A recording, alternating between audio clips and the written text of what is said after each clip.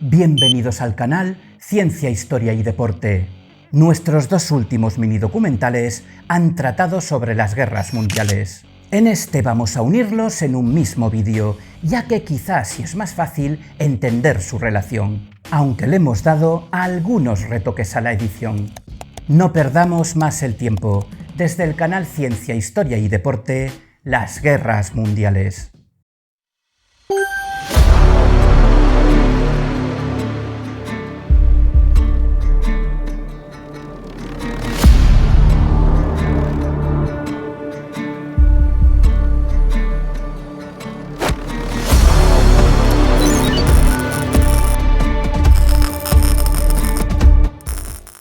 Nos encontramos al inicio del siglo XX. Las potencias europeas en creciente auge tecnológico tras la revolución industrial poseen grandes imperios coloniales, de donde obtienen tanto recursos valiosos como dominio territorial y poder político. Durante mucho tiempo las tres grandes potencias habían sido España, Inglaterra y Francia. Estas poseían los mayores y más poderosos imperios, pero durante el último siglo los ibéricos habían perdido todos sus territorios, poder e influencia. Así que británicos y galos quedaron como los principales actores a nivel mundial. Ahora estaba apareciendo una nueva potencia en ascenso, Alemania. Había, por así decirlo, llenado el hueco dejado por España como tercero en discordia, y no estaba para nada contenta con la división de los territorios.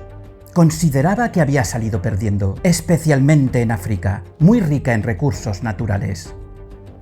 Los germanos siempre habían sido un país poderoso desde los tiempos del Sacro Imperio Romano Germánico, aunque no al mismo nivel de los anteriormente citados. Pero el poder industrial y económico teutón había crecido enormemente durante los últimos años del siglo XIX. Incluso habían sido capaces de arrebatar a los franceses los territorios de Alsacia y Lorena en la guerra franco-prusiana. Se sentían capaces de plantar cara a las tradicionales potencias dominantes y no estaban dispuestos a permitir semejante menosprecio. Por otra parte, ingleses y galos no querían perder su posición como superpotencias mundiales, pero preferiblemente sin llegar a provocar tanto a los alemanes como para iniciar un conflicto. La situación se encontraba en un delicado equilibrio. Para intimidar a sus rivales, las potencias europeas inician una carrera armamentística. Querían dejar claro a sus posibles enemigos quién era el más fuerte. Los británicos y alemanes triplican su presupuesto en defensa, los galos lo doblan, e incluso Rusia e Italia, por aquello de cuando veas a tu vecino las barbas afeitar, aumentan el gasto armamentístico sensiblemente. La desconfianza entre unos y otros hace que se empiecen a crear alianzas para fortalecer su posición. Así Rusia, Inglaterra y Francia forman una alianza de defensa mutua conocida como Triple Entente. Por su parte, Alemania y el Imperio Austrohúngaro, que hasta hacía relativamente poco, pertenecían a un mismo territorio y tenían una gran afinidad cultural. Forman su propia alianza de potencias centrales. Más tarde, también se sumó a estos últimos Italia, formando lo que se conoció como Triple Alianza. La falta de confianza mutua, rencillas y cuentas pendientes de siglos anteriores, enfrentamientos políticos por el reparto territorial de las colonias, alianzas militares estratégicas y una desenfrenada carrera armamentística crearon un cóctel perfecto a la espera de explotar. Solo se necesitaba un detonante. Y este llegó el 28 de junio de 1914, cuando Francisco Fernando de Austria, heredero del Imperio Austrohúngaro, fue asesinado en una visita a Sarajevo, capital de Bosnia-Herzegovina. Esta provincia había sido anexionada por Austria-Hungría en 1908, causando un gran malestar en sus vecinos serbios, partidarios de unir a todos los reinos eslavos, etnia a la que tanto ellos como bosnios pertenecían. Los hoy austriacos no dudaron en culpar a Serbia de estar detrás del atentado, y en julio de ese mismo año amenazan con invadirla. Pero Rusia tenía un tratado con los eslavos para ayudarles en caso de conflicto armado, así que cuando el Imperio Austrohúngaro declaró la guerra a Serbia el 28 de julio, los rusos no tuvieron más remedio que hacer lo propio con Austria-Hungría. A partir de ahí, y dado el complejo entramado de alianzas forjadas los últimos años, todas las grandes potencias europeas se declararon la guerra unas a otras. El conflicto había estallado. Alemania, el Imperio Austrohúngaro e Italia se enfrentaban a Francia, Gran Bretaña y Rusia. Pero no tardó en unirse un nuevo actor a la guerra, el Imperio Otomano, que en noviembre de 1914 se sumaba a las potencias centrales ante la promesa de recuperar los territorios perdidos durante los últimos años en la Europa continental. Rápidamente se fueron abriendo frentes. Los austrohúngaros atacan Serbia, que sorprendentemente resiste el embate. Alemania ataca Bélgica y Francia, logrando avances significativos al principio, pero estabilizándose el frente tras la primera batalla del Marne y formando una larga línea de trincheras en el norte del país galo. Rusia ataca coordinadamente a las potencias centrales, tratando de invadir Prusia Oriental. Los germanos resisten, pero se ven obligados a trasladar tropas de su frente occidental, ralentizando su avance. Y la región de la Galitzia austriaca, teniendo que enviar estos últimos tropas adicionales para frenarlos, aliviando así la presión sobre Serbia.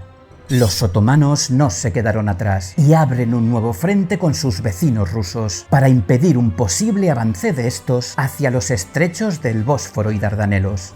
Estos utilizan los buques Geben y Breslau, comprados a los alemanes al inicio del conflicto, pero aún tripulados por marineros germanos, para atacar bajo bandera otomana los puertos rusos del Mar Negro. Esto acabó con Rusia declarando la guerra a los hoy turcos. Pero por alguna razón se llamó este conflicto mundial, ¿no? Las batallas en otras partes del mundo entre dominios coloniales de los contendientes no tardaron en suceder.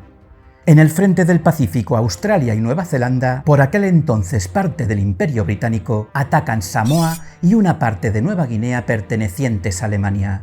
Japón entra en la guerra por el lado de la Triple Entente, invadiendo varios territorios alemanes en el Pacífico, como la Micronesia alemana y el puerto de Qingdao en China. Por su parte, los germanos intentaron alentar sublevaciones nacionalistas en territorios imperiales ingleses como la India, para tratar de perjudicar a sus enemigos. África, un continente plagado de colonias de las distintas potencias europeas, tampoco se salvó de los efectos de la Gran Guerra. Hubo algunos combates, pero no tuvieron demasiado protagonismo dentro del conflicto. Pero donde realmente se estaba decidiendo la contienda era en Europa, y especialmente en el frente occidental de esta, donde la sanguinaria guerra de trincheras que enfrentaba a franceses e ingleses contra alemanes parecía no tener fin. Nadie conseguía avances significativos pese a las innovaciones en el armamento que ambos bandos desarrollaron. Nada podía cruzar la línea enemiga y durante años los frentes permanecieron prácticamente inamovibles, causando una gran cantidad de bajas entre sus filas. Ni siquiera el uso de artillería de forma masiva, gases tóxicos. De ahí proviene la típica imagen de los soldados utilizando máscaras antigas, tanques rudimentarios o incluso los primeros aviones de combate, que si bien al principio tenían como objetivo misiones de reconocimiento, acabaron siendo armados con ametralladoras y bombas, cambió la situación de estancamiento. Batallas como las del Somme o Verdún son buenos ejemplos de ello. Durante los primeros compases de la guerra, Italia cambió de bando. En un principio formó parte de la Triple Alianza, si bien nunca entró directamente en combate, pero se pasó al lado de la Triple Entente en 1915. Lo cierto es que los primeros cambios realmente importantes en el conflicto no llegaron hasta 1917. Por un lado, estalla la Revolución Rusa, que acabaría con la abdicación del zar Nicolás II y la toma del control posteriormente del país por los bolcheviques de Vladimir Lenin. Esto supuso la salida de la Gran Guerra de los ahora soviéticos y la firma de un armisticio con las potencias centrales, acabando de un plumazo con las hostilidades en el frente oriental europeo. Por otro lado, el enfrentamiento naval en el Atlántico que libraban alemanes e ingleses sería indirectamente lo que provocaría un cambio de escenario decisivo. Y es que durante todo el conflicto, los germanos habían tratado de tomar el control del océano para aislar a los británicos y así poder debilitarlos. Esto había provocado grandes enfrentamientos en el mar entre estas dos potencias. El más importante de todos fue la batalla de Jutlandia, donde más de 200 barcos se vieron las caras sin un claro vencedor. Pero los alemanes encontraron un nuevo sistema para confinar a los ingleses sin enfrentamientos directos entre sus marinas: la guerra bajo los océanos. Sus modernos submarinos U-Boot hundían, o al menos lo intentaban, todo barco mercante que tuviese como destino las Islas Británicas. De esta manera esperaban que los ingleses se rindieran ante el riesgo de quedar arrinconados y sin los importantes suministros para la isla que transportaban esos buques. Pero uno de esos ataques acabó con el RMS Lusitania en el fondo del mar, costando la vida de 128 ciudadanos estadounidenses. Esto provocó una airada reacción de los norteamericanos, exigiendo el fin de los ataques submarinos. Aún así, los yanquis no entraron en la guerra, pero en 1917 los alemanes decidieron intensificar sus ataques a buques mercantes. Siendo conscientes que esto podría provocar la entrada de Estados Unidos en el conflicto, decidieron mandar un telegrama a México invitándole a unirse a las potencias centrales para enfrentar al país de las barras y estrellas. Pensaron que de esa manera los norteamericanos estarían demasiado entretenidos con sus vecinos del sur para centrarse en el frente europeo. El resultado no pudo ser peor. México nunca se unió a los germanos, pero los yanquis descubrieron la existencia del telegrama y esto precipitó su entrada en la guerra. Con las nuevas tropas de refuerzo que los americanos proporcionaron, la situación en el frente occidental cambió radicalmente. Para los alemanes, cansados de años de duras batallas en las trincheras, las ingentes cantidades de soldados frescos del otro lado del Atlántico fueron demasiado. Además, los austrohúngaros comunicaron a sus aliados que estaban colapsando y no podrían aguantar mucho más los combates. Los franceses, ingleses y estadounidenses avanzaban en el frente occidental, en Oriente Medio y el resto de los territorios del Imperio Otomano. La guerra se acercaba a su fin. Cuando la precaria situación de las potencias centrales fue conocida por el gran público alemán, provocó una revolución que acabó con la abdicación del Kaiser Guillermo II y su exilio del país. Esto llevó a la rendición de los germanos y, como un castillo de naipes, del resto de sus aliados.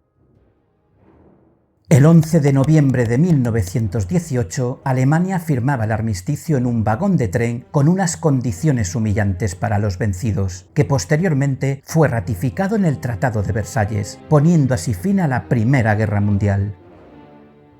3 imperios, 4 si contamos la transformación del Imperio ruso en la Unión Soviética, alemán, austrohúngaro y otomano, se desintegraron perdiendo una gran cantidad de territorios, especialmente los hoy austríacos y turcos, que vieron desaparecer porcentajes enormes de sus dominios. Pero esto solo sería el primer capítulo del conflicto, ya que las rencillas entre estas potencias y las demandas ultrajantes impuestas por los vencedores serían el caldo de cultivo para que la paz no durase demasiado. Tras el final de la Gran Guerra, la situación de Alemania, el más poderoso miembro del bando perdedor, era desesperada. Las condiciones impuestas en la rendición eran realmente draconianas. Culpabilizaban únicamente a las potencias centrales de la guerra, debiendo pagar cuantiosas retribuciones. Los alemanes no terminaron su pago hasta 2010. Además, perdió un porcentaje elevado de sus territorios, dejando el país dividido en dos por el Corredor de Danzig o Corredor Polaco, que tenía como objeto dar a Polonia, país de reciente formación, con partes de anteriores territorios germanos y rusos, una salida al mar. Las importantes deudas de guerra sumieron al país en una profunda crisis que se agravó aún más tras el crack del 29. Los estadounidenses eran los únicos que prestaban dinero a los teutones, y el derrumbe de su economía arrastró de forma atroz a la alemana. Heridos en su orgullo y con una crisis económica sin precedentes que tenía al país sumido en la miseria, eran carne de cañón para el populismo. Un político austriaco que combatió en el ejército alemán durante la Gran Guerra captó perfectamente ese momento de debilidad del pueblo germano. Les habló de la superioridad de la raza aria, destinada a dominar el mundo. Además, justificaba la situación en la que se encontraba el país por los políticos incompetentes y la gran cantidad de extranjeros no arios que habían debilitado la nación. Poco a poco fue ganando adeptos. Los alemanes necesitaban escuchar ese tipo de cosas. Su nombre era Adolf Hitler y no tardaría en hacerse con el control del país. Tras un intento de golpe de estado fallido para controlar Baviera y una vez cumplida su pena en prisión, con indulto incluido, se presenta a sucesivas elecciones hasta que en 1933 toma el poder arrasando en los comicios de ese año. Desde su llegada al gobierno se dedica a demoler las instituciones de la República de Weimar, régimen vigente desde el final de la Primera Guerra Mundial, para controlar completamente el Estado. Finalmente consigue aunar los cargos de canciller y presidente de la República, poniendo fin a esta y proclamando el Tercer Reich. Una vez obtenido el control total de su país, convenció a sus conciudadanos que el destino de Alemania era dominar Europa y vengarse de aquellos que habían humillado a la nación en el último conflicto. Además del componente supremacista y expansionista, el racismo y especialmente el antisemitismo era el otro pilar de su plan. Empezó a agrupar a los judíos en campos de concentración, que posteriormente los serían de exterminio. También empezó a rearmar el ejército, lo que estaba específicamente prohibido por el Tratado de Versalles. Esto provocó las enérgicas protestas de Francia e Inglaterra, pero no se atrevieron a nada más. Sus países habían sufrido una sangrienta guerra apenas 20 años atrás y querían evitar otra a toda costa. El futuro primer ministro inglés Winston Churchill alzó la voz ante la actitud pasiva de los aliados diciendo: «Entre el deshonor y la guerra hemos elegido el deshonor, tendremos deshonor y después guerra». Totalmente profético. Hitler no tardó en dar el primer paso en su política expansionista, para obtener lo que él denominaba espacio vital anexionándose a Austria. Se excusó diciendo que realmente eran un mismo país dividido en dos, ambos alemanoparlantes y con una misma cultura. Pero no se detuvo ahí. Poco tiempo después, y tras negociaciones con los británicos y galos, anexiona a los Sudetes, región checoslovaca de habla germana, a cambio que se comprometa a no invadir ni atacar ningún otro país europeo. Pero como todos podéis suponer, no tenía ninguna intención de mantener esa promesa. Tan solo un año después, Alemania invade la mitad de Polonia, en connivencia con la URSS, a través del pacto Ribbentrop-Molotov. Por medio de este, se reparten el país a partes iguales, así como llegan a un compromiso de no agresión. Este acto provoca la declaración de guerra por parte de Francia e Inglaterra. La Segunda Guerra Mundial ha iniciado oficialmente. Rápidamente, Italia se posiciona del lado teutón, siendo formalmente su aliada en la guerra. España, si bien se declara no beligerante, acepta de facto una alianza con el Tercer Reich, aportando algunas tropas y ayuda logística, aunque sin mojarse demasiado. Durante los primeros meses ningún país tomaba la iniciativa, por eso a este periodo se le puso el nombre de la Guerra de Broma. Alemania se reagrupaba y Francia e Inglaterra se organizaban a la defensiva tras la línea Maginot, una serie de fortificaciones en la frontera franco-alemana. Tras este impasse, los germanos mueven ficha e invaden Dinamarca y Noruega, asegurándose así una salida al Océano Atlántico. Continúan avanzando y ya en mayo de 1940 toman Holanda, Bélgica e inician el ataque a Francia. Haciendo pasar el grueso de su ejército por una zona supuestamente imposible, el bosque de las Ardenas, toman por sorpresa a las fuerzas anglo-francesas situadas tras la línea Maginot, proporcionándoles una aplastante derrota. Para el estupor de los aliados, en pocas semanas Alemania tiene el control de gran parte de Francia. Esta acepta la rendición superada completamente. Hitler les obliga a firmar el armisticio en el mismo vagón de tren en el que Alemania selló su capitulación tras la Primera Guerra Mundial 22 años atrás. venganza. Así Francia quedaba dividida en dos, una gran parte controlada directamente por el Tercer Reich y otra libre pero con un gobierno títere conocida como la Francia de Vichy. A partir de ese momento se inicia lo que se conocerá como la Batalla de Inglaterra. En su intento por someter a los británicos, los alemanes atacan con bombardeos masivos sus ciudades. Fue un colosal combate aéreo entre la RAF y la Luftwaffe. También fueron lanzados los primeros misiles balísticos de la historia, diseñados por los germanos y llamados V1 y V2, haciendo una irónica alusión al gesto que el primer ministro anglosajón acostumbraba a utilizar para pronosticar la victoria británica y origen de su popular uso actual. Nada pudo doblegar a Inglaterra. Se mantuvo firme, como dijo también Churchill, con sangre, sudor y lágrimas. Mientras tanto, Italia tomaba la iniciativa, atacando Albania, Grecia y aumentando su presencia militar en Libia, que sería la base a una posterior campaña en África. Pero los transalpinos fracasan estrepitosamente en su invasión a los helenos y han de ser socorridos por los alemanes para conseguir su control. Esta fue la tónica general de los italianos, siendo más una molestia para sus aliados que una ayuda. Aprovechando la coyuntura, anexionan Yugoslavia y consiguen la unión a las fuerzas del eje de Hungría, Rumanía y Bulgaria.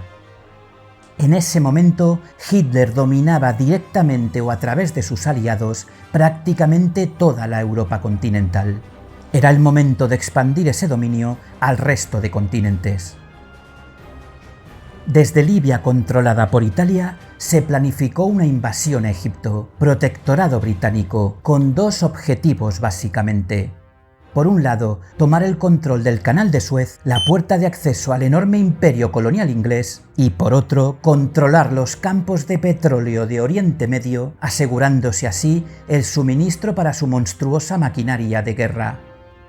¿Cómo no? Los transalpinos fracasaron en su intento, siendo derrotados en la batalla de Bedafom, así que de nuevo los alemanes tuvieron que acudir al rescate. Al mando del Afrika Korps fue enviado a Libia el general Erwin Rommel, uno de los mejores estrategas germanos y que se ganó el apodo del Zorro del Desierto. Este, a pesar de estar mucho peor equipado que los británicos y en franca desventaja numérica, se las ingeniaba continuamente para someterlos, propinándoles una derrota aplastante en la batalla de Gazala. Hostigados por el genial general Teutón, los ingleses se replegaron hasta el Alamein, donde asentaron su posición. Finalmente, gracias al cambio de mando de los británicos, ahora dirigidos por el general Montgomery y un buen número de refuerzos, Rommel es derrotado en la segunda batalla del Alamein. Desde entonces solo pudo retroceder ante el ímpetu anglosajón, retirándose definitivamente al no disponer de refuerzos junto al resto de las fuerzas del eje del norte de África. Y es que todos los recursos del Tercer Reich se estaban concentrando para una operación a gran escala con un único objetivo: la invasión de la Unión Soviética. Desde mediados de 1941, Alemania había lanzado una ofensiva total a pesar de haber firmado un tratado de no agresión contra el gigante comunista. Esto fue un grave error, ya que con Inglaterra aún vivita y coleando, Hitler, que odiaba profundamente a la URSS, así como a su líder Joseph Stalin, abrió un nuevo frente que le obligaba a dividir su ejército. Durante los primeros meses, todo marchó a la perfección para los germanos, ocupando territorios rápidamente, pero la invasión se atascó a las puertas de Moscú y Stalingrado. El principal objetivo del ejército alemán del sur eran los campos petrolíferos del Cáucaso, pero la posibilidad de conquistar la ciudad bautizada con el nombre de Stalin fue un caramelo que Hitler no pudo resistir. La feroz resistencia en Stalingrado y la llegada del invierno ruso bloqueó a los teutones, que finalmente perdieron la batalla, la más sangrienta de la historia, con más de 2 millones de bajas. Los alemanes empezaban a retroceder por primera vez desde que empezó la guerra. Trataron de retomar la iniciativa unos meses después en la batalla de Kursk, el mayor enfrentamiento de carros de combate de la historia, pero fueron nuevamente derrotados. Y si decíamos que abrir un nuevo frente fue un grave error del Führer, no fue el último que cometería. Este estaba realmente preocupado ante la posibilidad que Estados Unidos entrara en la guerra del bando aliado. En el anterior gran conflicto, su intervención fue providencial para la derrota de Alemania. Así que ideó un plan para mantenerlos alejados de Europa buscándole un enemigo en su propia casa. Se alió con el Imperio japonés, toda una potencia en el Pacífico, y que tenía una disputa con los americanos. Estos, como protesta por la invasión que los nipones estaban llevando a cabo en Manchuria, habían iniciado un embargo petrolero. Los asiáticos necesitaban el oro negro para mantener y ampliar su imperio colonial. De esta manera, Japón se unía a las potencias del eje, bombardeando sin previo aviso la base de Pearl Harbor. Este acto acabó con las reticencias yanquis a entrar en el conflicto. El presidente Roosevelt declaró la guerra a los nipones y también a los germanos. Su poder industrial era tal que podían permitirse mantener los dos frentes sin ningún problema. Aún nadie lo sabía, pero se habían convertido de facto en la primera potencia mundial. Con los nuevos refuerzos de más allá del Atlántico, Inglaterra empieza a planificar un gran desembarco que permita recuperar la Europa continental de las manos del Tercer Reich. El primer paso fue atacar el eslabón más débil, Italia. Los aliados desembarcan en territorio transalpino y empiezan a tomar territorios. Para evitar que estos ganasen más terreno, los alemanes invaden Italia, conteniendo así de momento las tropas angloamericanas. Pero el gran golpe en el frente occidental fue el desembarco de Normandía, donde un contingente enorme de tropas americanas, inglesas y canadienses tomó las playas de esa región francesa y empezó a recuperar terreno a partir de ese momento. La inteligencia militar fue muy importante en este hito.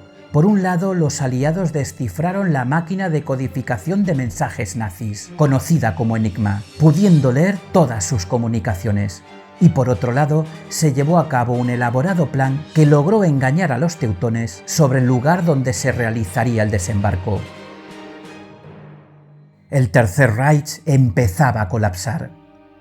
Con demasiados frentes abiertos por culpa de la desmedida ambición y soberbia de su líder, perdía terreno rápidamente. Francia al poco tiempo estaba libre, quedando al mando del general de Gaulle, un oficial galo que jamás reconoció la rendición del país y que desde su exilio en Inglaterra hizo continuos llamamientos a la resistencia. Poco a poco los aliados por Occidente y los soviéticos por Oriente comían terreno a los alemanes, anexionando estos últimos todos los estados que liberaban a la órbita comunista, instaurando regímenes tutelados. También fueron liberados los campos de exterminio nazis, dando a conocer los horrores ahí cometidos. Alemania estaba totalmente derrotada, con los rusos llamando a las puertas de Berlín y los aliados a poco de llegar a esta. Todo estaba perdido, así que Adolf Hitler se suicida junto a su mujer el 30 de abril de 1945. Tan solo unos días más tarde, el 8 de mayo, los germanos se rinden incondicionalmente. El país quedó dividido en dos, la Alemania Federal y la Alemania Oriental, una de carácter liberal y aliada de las democracias europeas occidentales y la otra como un estado satélite perteneciente a la órbita de la URSS.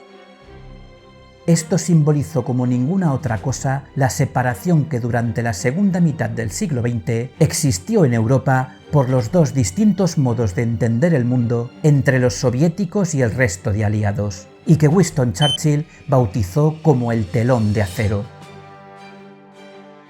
Así acabó la guerra en el frente europeo, pero Japón aún aguantaba ante los americanos en el teatro del Pacífico. Tras el ataque a Pearl Harbor, los nipones mueven ficha y aumentan su imperio rápidamente, anexionando multitud de territorios en el sur del Pacífico y norte del Índico. Tras estos rápidos avances, los Estados Unidos empiezan a cambiar la situación en la batalla de Midway, hundiendo 4 portaaviones japoneses y dejando estos últimos a la defensiva el resto de la guerra. Poco a poco van perdiendo terreno y cayendo en todas las batallas principales del frente, como las de las Islas Aleutianas, el Golfo de Leyte, el Mar de las Filipinas, Guadalcanar u Okinawa, donde fue hundido el mítico Yamato, el mayor buque de guerra jamás construido y orgullo del Imperio nipón. Japón se había quedado sin sus territorios imperiales, pero a pesar de su situación desesperada, se negaba a rendirse. Su orgullo samurái se lo impedía. Derrotar definitivamente a la potencia asiática iba a requerir conquistar cada palmo de su territorio frente a una inquebrantable oposición. Esto causaría bajas masivas, tanto yanquis como japonesas. El presidente norteamericano del momento, Harry S. Truman, ordena, para acabar de una vez por todas con la guerra, lanzar las bombas atómicas de Hiroshima y Nagasaki. Ante tal despliegue de poder, el emperador Hirohito se rinde incondicionalmente el 15 de agosto de 1945, poniendo fin así al mayor conflicto armado de la historia de la humanidad. Lo cierto es que tal vez aprendimos algo de este convulso inicio del siglo XX, donde 2 guerras mundiales consecutivas acabaron con 100 millones de bajas humanas, ya que nunca, en los 80 años que han pasado desde la finalización de esta última, hemos vuelto a tener un conflicto armado de ese nivel.